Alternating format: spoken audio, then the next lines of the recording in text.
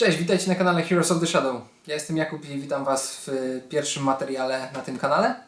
Dzisiaj pokażę Wam cały proces w przyspieszonym tempie, jak maluję kapitana Hunterów do Army Stormcast Eternals, do gry Age of Sigmar. Nie jest to standardowe malowanie, dlatego wydaje mi się, że ono może być dla Was interesujące.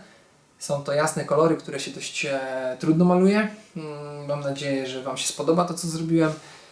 Jeżeli tak, to piszcie w komentarzach, jeżeli nie, to również. Możecie też mi oczywiście pisać jakieś uwagi, bo to, co zaprezentowałem, to będzie jakiś taki wyższy tabletop, to nie jest praca konkursowa, nie jest to jakiś Heroes, to jest gościu do po prostu mojej armii, dlatego też ten styl malowania jest taki, żeby było ładnie, ale wiecie, też bez przesady. Jeżeli chcecie przyspieszyć sobie proces oglądania, bo ten materiał jest dość długi, używajcie sobie ramówki czasowej, są oznaczone konkretne partie w filmie, który przechodzę do kolejnego etapu malowania, dlatego śmiało z niej korzystajcie. No i do zobaczenia wkrótce, cześć! Przed Wami lista kolorów wszystkich farb, których użyłem do pomalowania tej figurki, oczywiście poza podkładem. Podkład wykonałem kolorem szarym firmy Army Painter z puszki, potem zostało wykonane rozjaśnienie białym kolorem pod kątem 60 stopni od góry.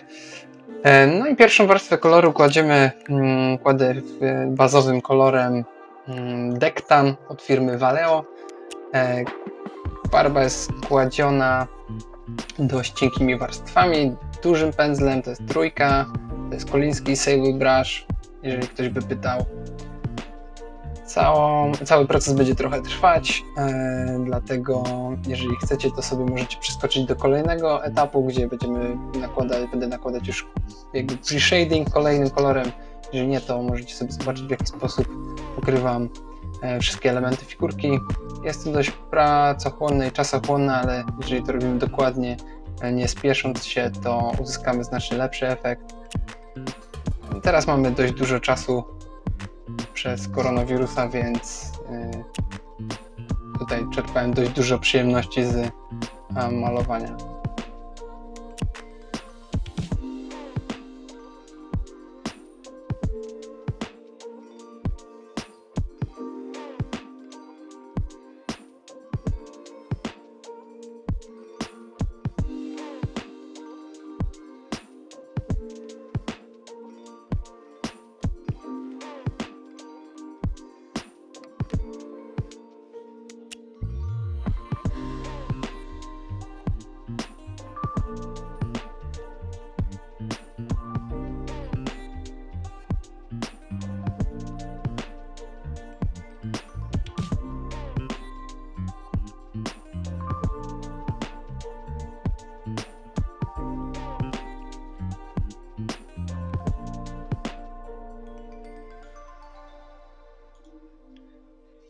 Jak mogliście zauważyć do tej pory, używam mokrej palety produkcji własnej na tym filmiku. Używam dość dużo wody. Pamiętajcie, żeby farby swoje rozcieńczać, żeby nie kłaść ich bezpośrednio z pojemnika, tylko mieszać je rozcieńczając. One mają wtedy lepszą konsystencję, lepiej się rozprowadzają, lepiej nałożyć jest kilka cieńszych warstw niż jedną grubą i zakleić całą figurkę.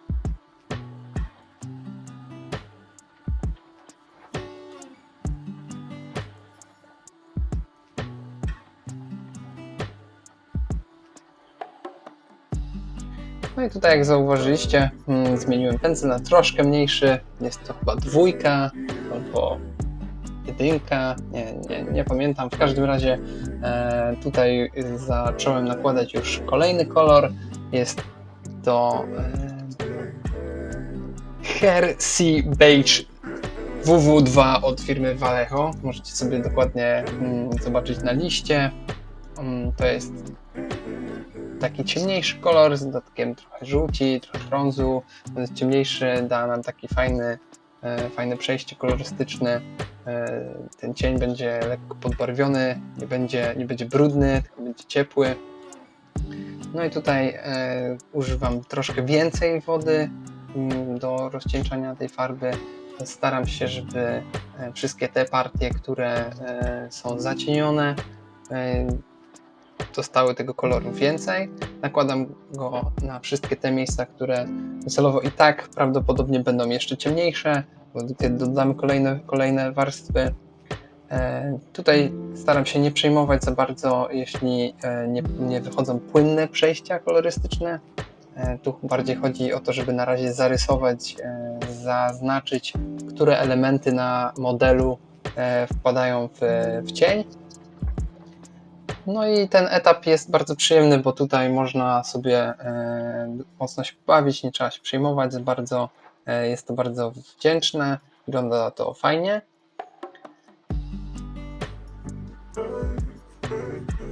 Co jakiś czas ściągam farbę z pędzla i nakładam ją ponownie. Dzięki temu, że stosuję mokrą paletę, nie muszę się martwić i dokładać kolejnej farby. Farba cały czas jest mokra, ona mi nie wysycha, tylko zachęcam wszystkich, żebyście używali mokrej palety. Jeżeli jeszcze tego nie robicie i nie wiecie, co to jest, to prawdopodobnie taki materiał na kanale się pojawi. Jeżeli wiecie, to super, to znaczy, że wasz poziom malowania na pewno wzrósł.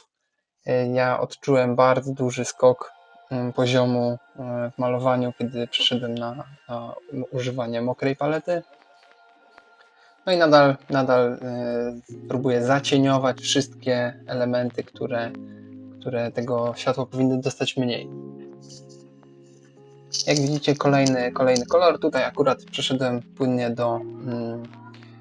Płynnie nie. Użyłem czarnego koloru, żeby zaznaczyć wszystkie te elementy, które będą najciemniejsze na modelu, no i docelowo będą ciemne, będą czarne. Użyłem tutaj czarnego od firmy Vallejo. Głównie po to, żeby białe elementy, które prawdopodobnie będą zacienione, nie świeciły mi i nie psuły kontrastu. To jest ten etap, w którym już muszę jakby widzieć na modelu więcej, dlatego wszystkie te elementy, które powinny być ciemne, gdzieś tam wpadają w mrok poprzez rzucający cień, gdzieś te elementy, które powinny świecić mniej, nie mogą już świecić tym czystym białym, dlatego od razu już tutaj przechodzę na czarny i ponieważ przez to, że zastosowałem szary i biały podkład w sprayu, a nie czarny, no to wszystkie te miejsca, które gdzieś tam powinny być w mroku, kiedy normalnie zastosowałbym czarny kolor, no teraz są jasne, dlatego muszę tutaj je pomalować na czarno. Przy okazji czarny kolor od firmy Vallejo, nie od Games Workshopu, daje bardzo fajny, przyjemny, matowy kolor. Ta farba się nie świeci, a ona absorbuje fajnie światło, daje to fajny, taki mroczny klimat. Polecam wszystkim.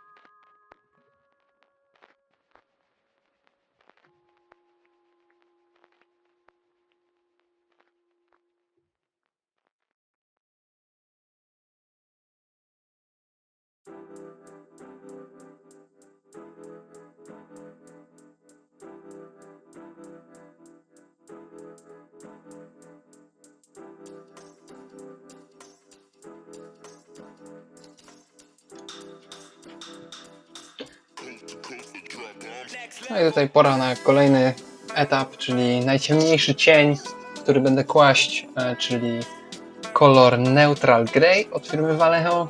I tutaj używamy go dość mocno rozcieńczonego, tak by wpłynął we wszystkie zagłębienia na figurce.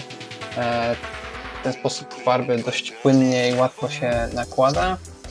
Używam cienkiego pędzelka, żeby trafić wszystkie miejsca tam, gdzie mam najciemniejszy cień. Ja nie chcę, żeby te płaszczyzny były czarne, były ciemne, czy tak? Ten kontrast będę zwiększać pewnie w późniejszym etapie. Na razie używam szarego. Daje to dość i tak duży kontrast przy tej kolorystyce. No i teraz zwiększamy po prostu płaszczyzny cienia, czyli dodajemy po prostu kolejną ciemniejszą warstwę w postaci tego szarego właśnie na te warstwy, które już położyłem.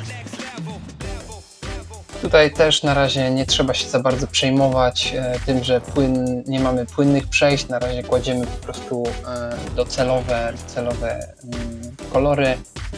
Próbujemy sobie zaznaczyć, sprawdzić, czy płaszczyzny w dobry sposób się układają, czy światło w dobry sposób rozprowadza się po modelu.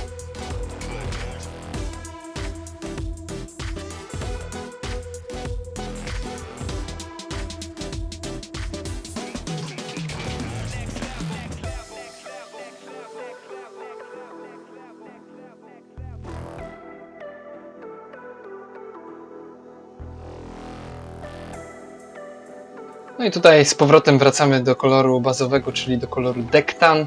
Zobaczyliście, że wcisnąłem sobie jakby nową plamkę na mokrej palecie, żeby mieć ten kolor na pewno czysty i bazowy. Nakładamy na to, co już mieliśmy. Robimy takiego glaze'a, próbując wymiksować i wymieszać te partie, gdzie nam się do końca nie podoba. Ten efekt znaczy możemy to uzyskać właśnie przez nałożenie na te miejsca, które gdzieś tam nie mieliśmy tego płynnego przejścia. Nakładamy kolejną warstwę i próbujemy wyblendować te kolory tak na sucho. Oczywiście przez to, że używam mokrej palety, mam cały czas tamte kolory również, dlatego tam, gdzie widzę, że te kolory przychodzą w siebie nieodpowiednio, nie są one płynne, tylko dość poszarpane, to próbuję sobie to wyblendować na mokro, cofając się co jakiś czas do koloru, który gdzieś tam miałem wcześniej. No i tutaj jest cały czas takie balansowanie na poziomie tych trzech kolorów i szukanie płynnych przejść. No i daje to dużo dość frajdy. Tutaj cały czas się zastanawiamy tylko i wyłącznie, jak powinno padać światło, gdzie jest najjaśniejszy punkt, gdzie jest najjaśniejsze miejsce płaszczyzny, gdzie jest ta płaszczyzna najjaśniejsza, czy ta płaszczyzna powinna dostawać więcej czy mniej światła. No i to regulujemy za pomocą tych właśnie trzech kolorów. Do najciemniejszego cienia używam tego Neutral Grey, nie używam czerni, tylko używam tej szarości. To da nam efekt fajnie wycieniowanych właśnie jasnych płyt pancerza.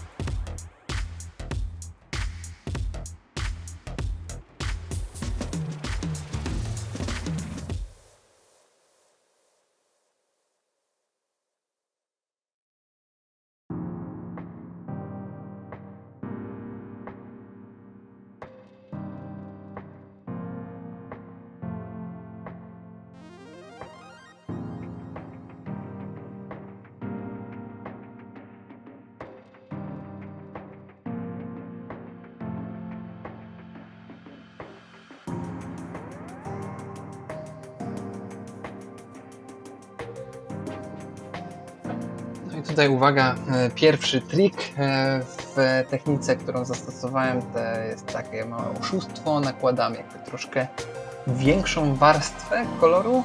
Ona jest trochę rozcieńczona wodą na tyle, żeby móc nowym pędzlem, który widzieliście przed chwilą, zetrzeć i osiągnąć płynne przejście kolorystyczne. Czyli tak jakby tym nowym pędzlem, który jest suchy, jest czysty, próbuję ściągnąć farbę, którą nałożyłem, tylko w miejscu tego przejścia, żeby zrobić taki mini gradient, powiedzmy.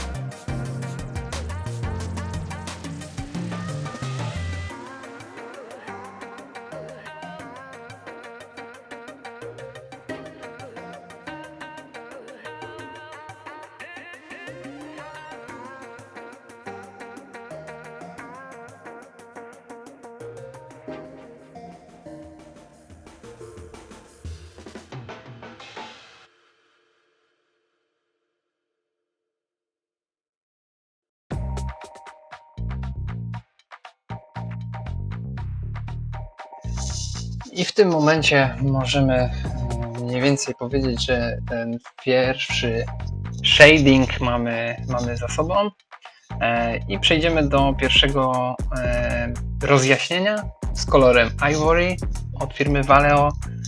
Wszystkie jakby całe nazewnictwo macie tam na liście, na pewno znajdziecie tę farbę. Tutaj jak widzicie sobie zmieszałem dwa kolory, by na razie nie nakładać czystej warstwy kolorystycznej koloru Ivory, tylko delikatnie go zmieszałem z dektanem. No i nakładamy pierwszy lighting.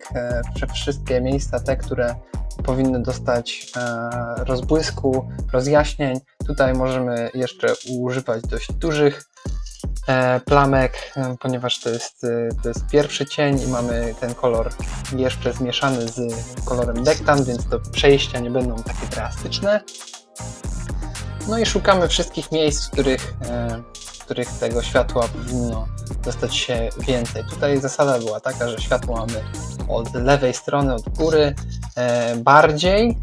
Oczywiście zachowując takie standardy figurek, które grają na stole, no to z reguły te modele obserwujemy bardziej od góry, dlatego fajnie ten światłocień położyć pod taki kąt, żeby też te przejścia były widoczne.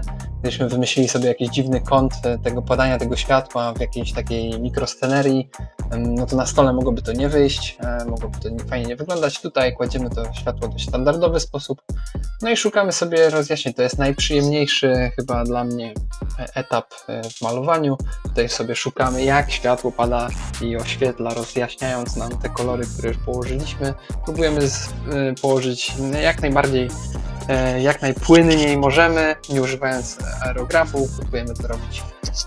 Próbuję to robić pędzlem. Jak widzieliście, co jakiś czas usuwam warstwę koloru tym drugim pędzelkiem czystym, ściągając tak, żeby te kolejne warstwy jak najpłynniej w siebie przechodziły.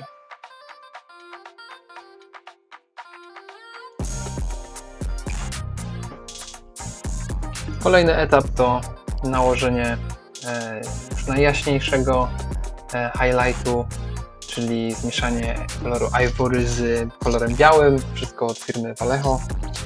Tutaj szukamy sobie najjaśniejszych miejsc, próbujemy podkreślić krawędzie, robimy taki edging, łapiemy małe punkciki, tego koloru tak de facto dużo się nie kładzie. Szukamy sobie najfajniejszych miejsc, w których możemy podkreślić kontrast, możemy tą bryłę zarysować. To jest bardzo przyjemny etap w malowaniu. No i oczywiście tutaj przez to, że zacząłem od dwóch kolorów ze sobą, płynnie próbuję przejść w docelowy kolor biały już na tym highlightie ostatecznym, cały czas jakby sobie szukając tych miejsc, co jakiś czas poprawiając i rozświetlając coraz bardziej figurkę.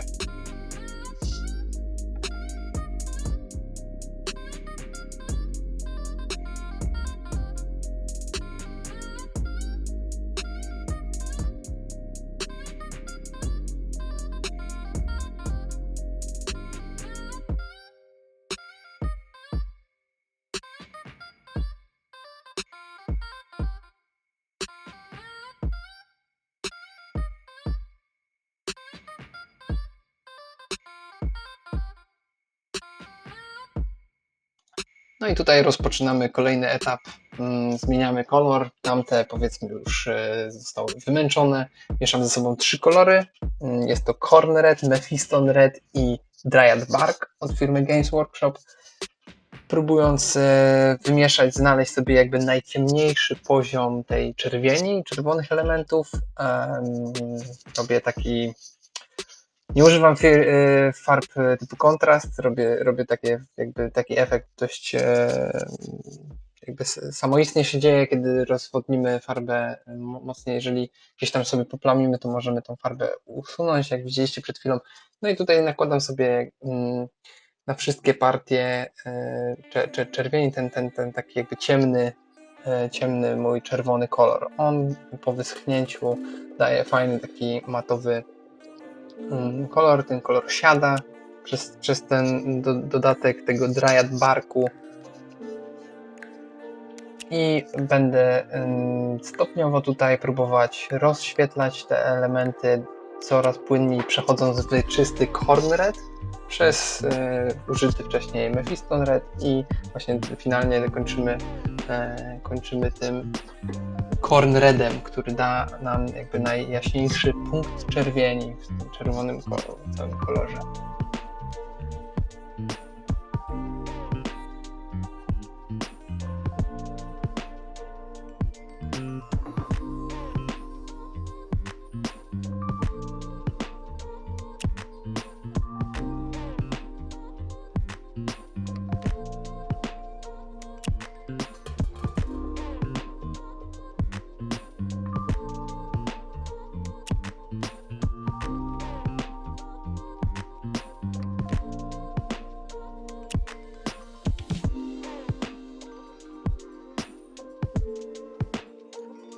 Jak widzicie, cały czas staram się nie nakładać grubych warstw farby, cały czas mocno rozcieńczam kolory, robię praktycznie takie glazy, które nakładam na siebie, wzmacniając kolejnymi warstwami ten mój bazowy kolor.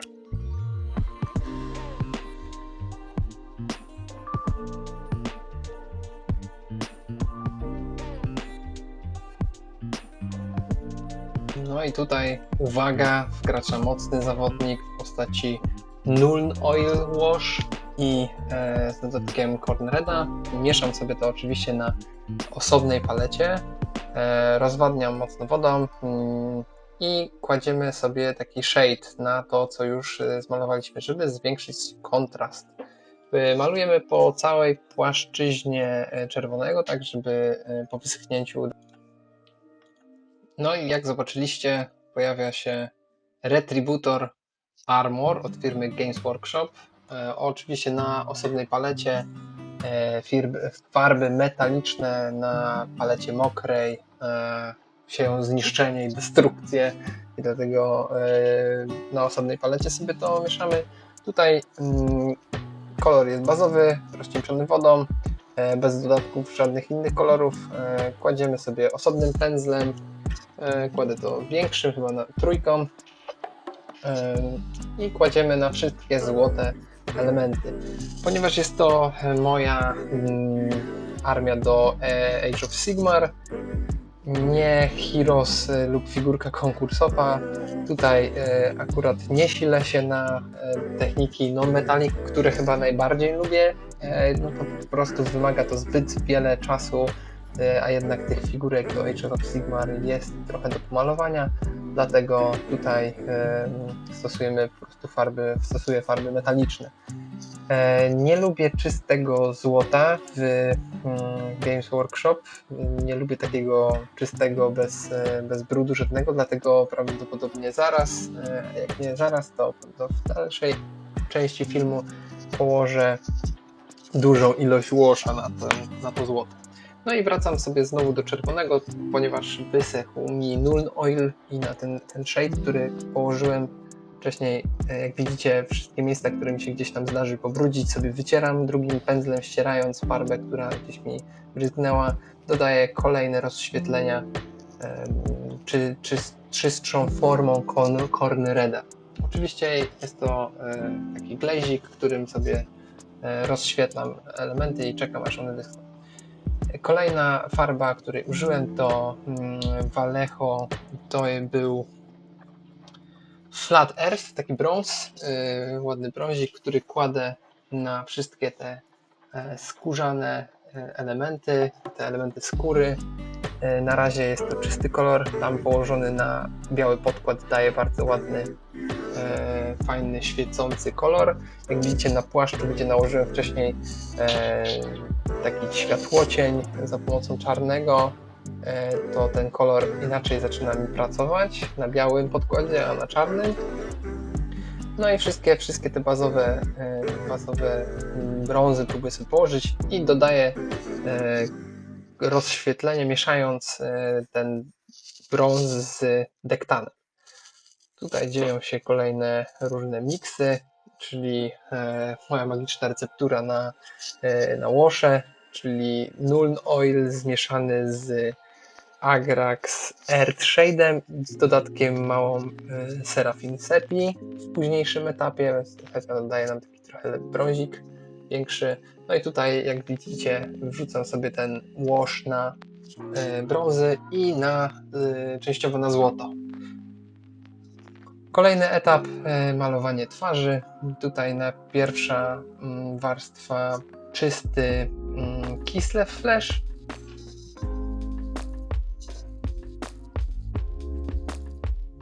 Kolejny etap to malowanie włosów, czyli biały kolor od Baleo mieszany z Neutral Greyem i z dodatkiem niebieskiego. Niebieski to był Lothern Blue od firmy Games Workshop. Tego niebieskiego jest bardzo niewielka ilość, tylko po to, żeby podbarwić delikatnie ten szary.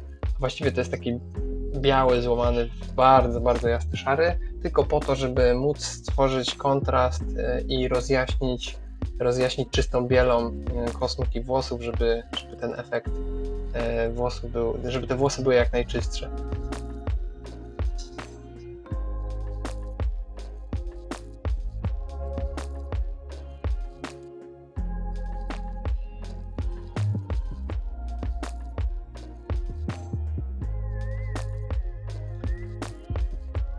Kolejny etap to będzie wash położony na twarz. Tutaj chyba Seraphim Sepia zmieszana z Earth Shade'em w delikatnej ilości, tylko po to, żeby złapać sobie te płaszczyzny i złapać ten kontrast. Oczywiście znowu nakładamy kolejną warstwę na złote elementy, żeby wzmacniać kontrast.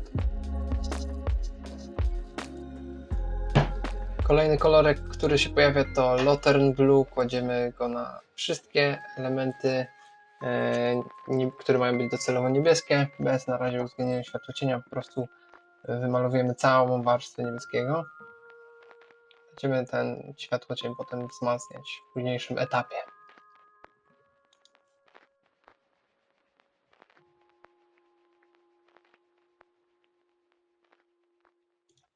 Kolejny kolor, którego użyłem, to srebrny. Jest to kolor od Games Workshop, jest to Lead Belcher i kładziemy go na wszystkie stalowe elementy. Ponieważ z tymi metalikami, jak już wcześniej mówiłem, mam dość duży problem, ale nauczyłem się w jakiś tam sposób je ogrywać w szybki i bezproblemowy sposób. Po prostu kładziemy na razie tego Lead Belchera na wszystkie stalowe elementy.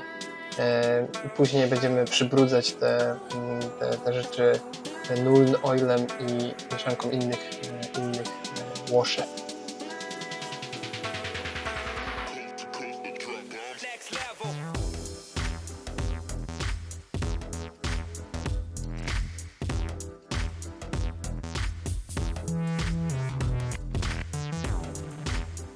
I po metalikach wracamy sobie do rozjaśniania i podkręcenia highlightu coraz bardziej. Tutaj czysty biały, trochę na włos, trochę na płytę pancerza. Wszędzie tam, gdzie możemy podkreślić krawędź, gdzie możemy podnieść kontrast, sobie ten biały kładziemy.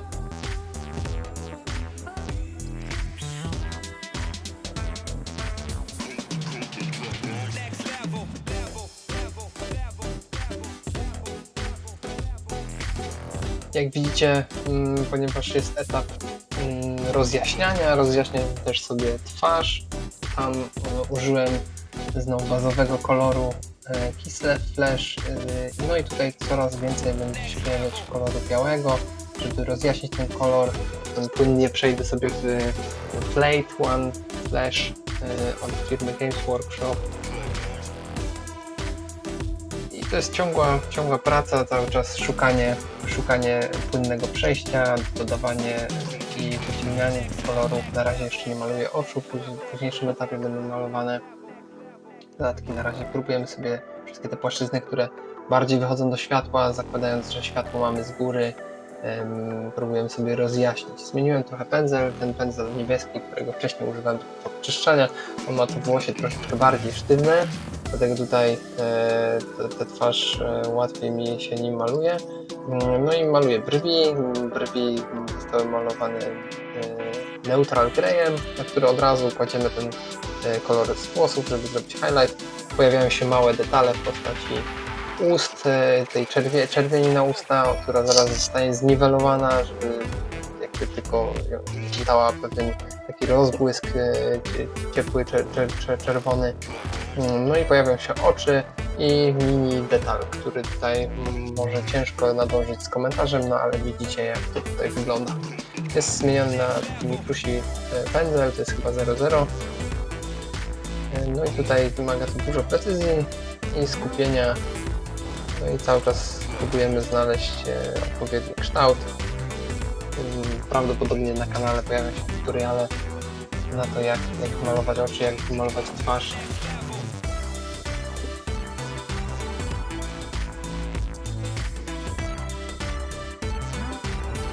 Ta farba, która przed chwilą się pojawiła, to jest właśnie Flake One Flash od firmy Games Workshop.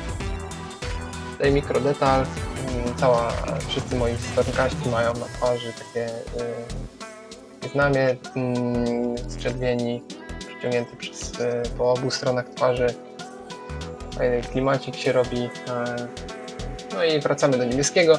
Niebieski, te elementy z tyłu zostały nam, no i położenie ciemniejszych warstw na tamtych, które pomalowałem.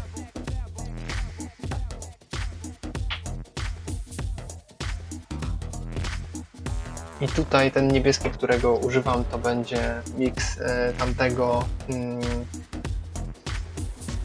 z Lothern Blue z Sotek Green. On ma delikatne podbarwienie, tak jak nazwa wskazuje, zielonego. On robi taki ciemniejszy niebieski. Tutaj i tak docelowo zamierzam użyć tuszu pod niebieski na ten najbardziej zagłębione niebieskie elementy. No i tutaj szukamy sobie zapomnianych elementów złotych, wracamy do Retributor Armor. Ponieważ nałożyliśmy na tamte elementy dużą ilość łoszy, dużą ilość warstw, teraz po prostu czysta warstwa Retributor Armor daje nam już ten highlight. Nie rozświetlam tego koloru kolejną warstwą jakiegoś jaśniejszego metalika. Nie lubię takiego mocno świecącego złota, dlatego tutaj te elementy staram się zachować takie podbrudzone, bardziej rdzawe, wpadające prawie że w miedź.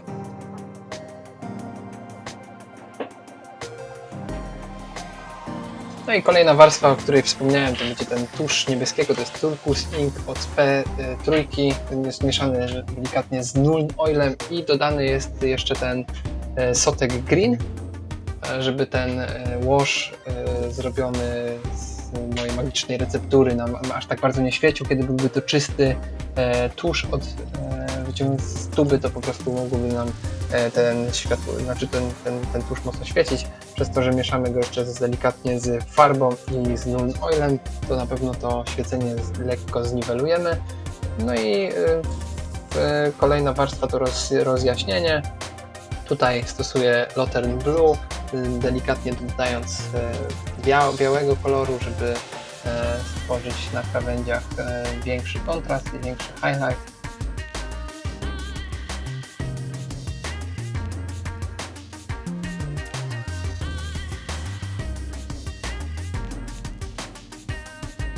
I tutaj próbujemy rozjaśnić jeszcze te partie, które wychodzą bardziej do światła u góry modelu, dodając większą warstwę niebieskiego.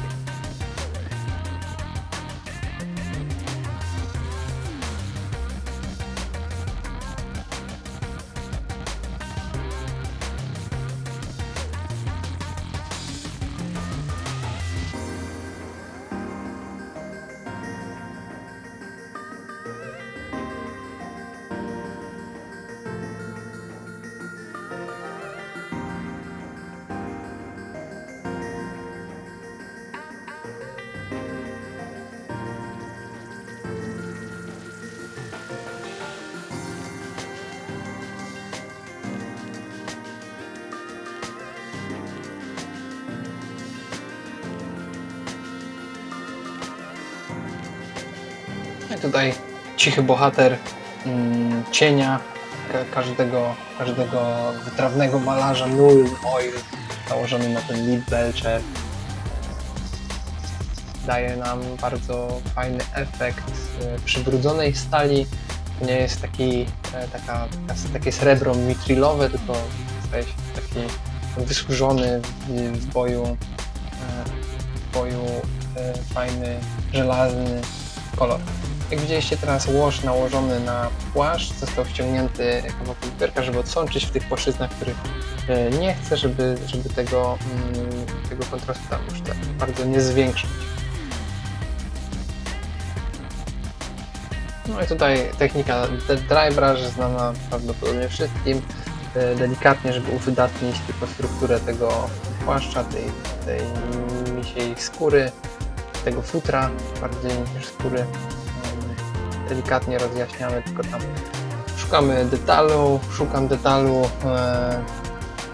pazury, czarny, delikatnym rozświetleniem, neutral greyem, tak samo pas i te zagłębienia między płytami pancerza, highlight neutral greyem, podstawa zwykłym czarnym.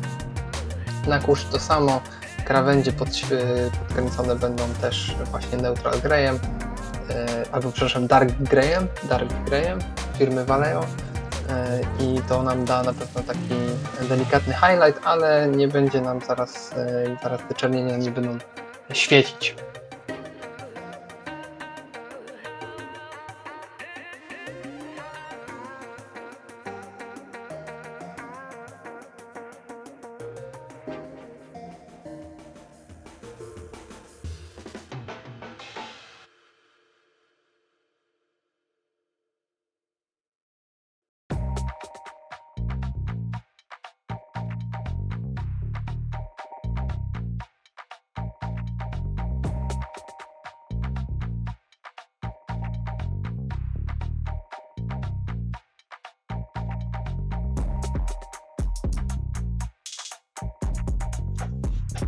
No i ostatnie szlify, ostatnie highlighty, poszukiwanie detalu, gdzieś tam małe poprawki, wzmacnianie najjaśniejszych punktów, jakieś mikro popraweczki, pazur, delikatny highlight, neutral greyem zmieszany z białym i powoli zmierzamy ku końcowi. Tak mniej więcej przedstawia się finalny etap. Jeszcze do zrobienia podstawka, ten kamyk do pomalowania, ale to już jakby będzie poza kamerą zrobione. No i teraz zapraszam Was do obejrzenia, jak finalnie model będzie się prezentować na samym zdjęciu. Cześć, mam nadzieję, że ten filmik był pomocny i Tobie się podobało. Jeżeli tak, to łapki w górę. Napiszcie też komentarz, jeżeli macie jakieś uwagi. A jeżeli chcecie dołączyć do drużyny cienia, to kliknijcie subskrybuj i czekajcie na kolejne materiały. Cześć, do zobaczenia wkrótce.